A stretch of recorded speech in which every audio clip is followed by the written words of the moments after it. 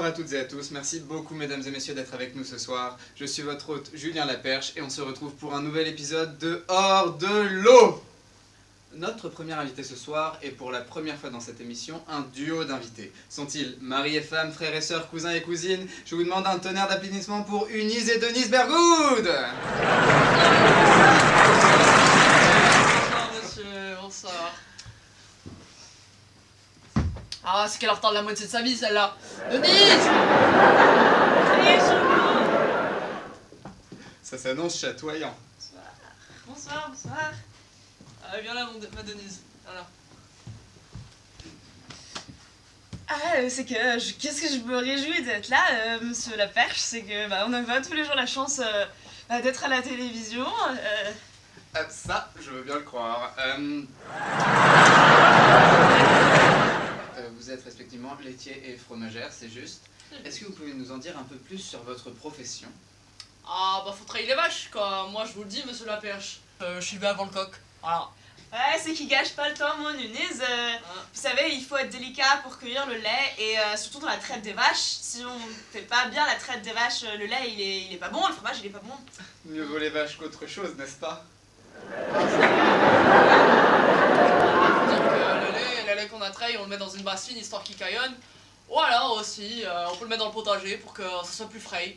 Voilà. Ouais, c'est super important de le laisser caillonner, parce que sinon, tu sais monsieur, ça fait pas du bon fromage. Le fromage, bien connu justement pour être l'aliment de prédilection des souris. Est-ce que vous avez souvent des problèmes sanitaires avec les souris?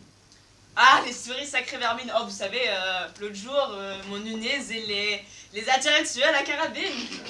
Carabine! Bah oui, à la carabine, monsieur Laperche. C'est pour dire, moi quand je vois des souris, je préviens direct Denise, je lui dis, ça va chier dans la poulaille, moi je vous le dis.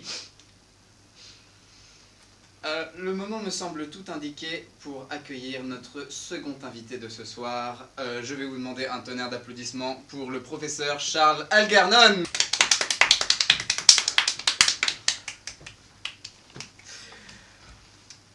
Professeur Algernon, je lis ici que vous êtes enseignant de SVT. Est-ce que c'est votre vocation? Quand est-ce que vous avez réalisé que vous aviez toujours rêvé de parler de cailloux à des collégiens? C'est une question tout à fait intéressante. La réponse c'est que je suis passionné par l'enseignement, et j'ai toujours été.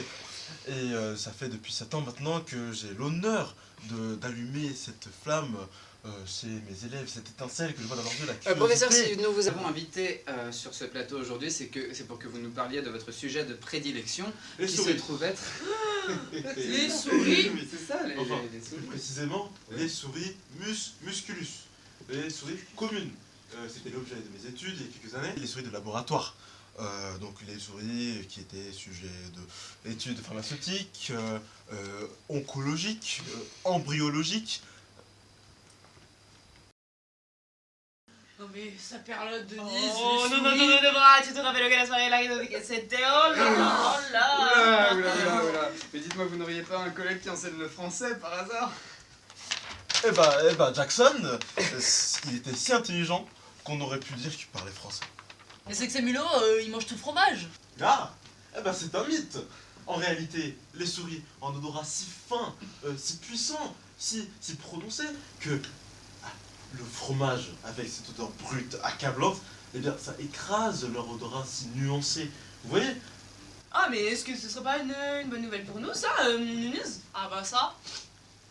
Les souris ont un squelette, oui, mais tellement compact et rétréci que n'importe où ils peuvent rentrer la tête, et bien leur corps passe aussi.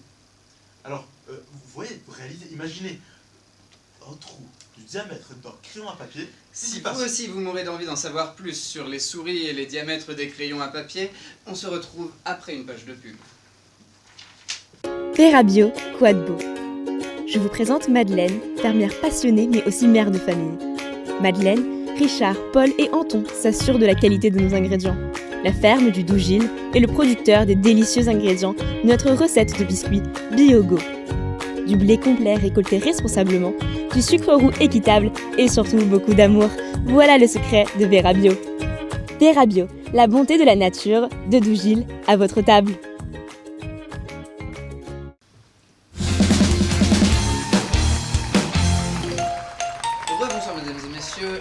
toujours hors de l'eau et nous sommes en compagnie de nos invités, Eunice et Denise Bergoud, ainsi que le professeur Algernon.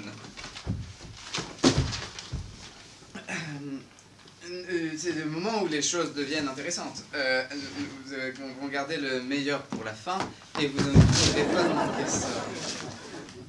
Ah, c'est qu'on vous a pas tout dit, hein. On vous a parlé des vaches, mais il n'y a pas que ça, il y a aussi le terrain, évidemment.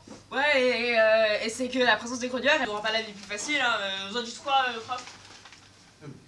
J'en dis que les souris sont nécessaires, quand même. Elles forment la base d'une longue chaîne Professeur, alimentaire. la question que se pose toute notre audience aujourd'hui, comment est donc né votre intérêt pour les rongeurs? Bien, c'est comme je vous l'ai dit auparavant, c'est une passion que j'ai depuis longtemps et depuis que... Ah oui, quand même. 5 ans.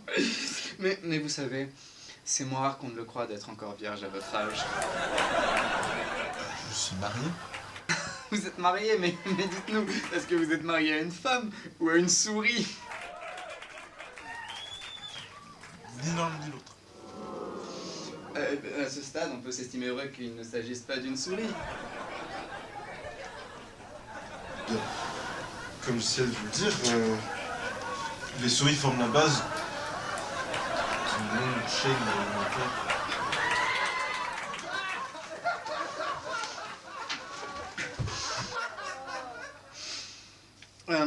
Voilà, on peut dire qu'il a filé comme une souris. Alors Christine, on a eu une nuit difficile. Décidément, mesdames et messieurs, notre équipe technique a décidé de briller ce soir. Bon, monsieur Bergoud, revenons à nos vaches. Ah, c'est vrai que c'est le moment de la treille, alors bon, ça crée beaucoup de travail. Ah, donc ça tripote de la mamelle toute la journée, c'est ça? Bon, tant que ce n'est pas celle de votre cousine.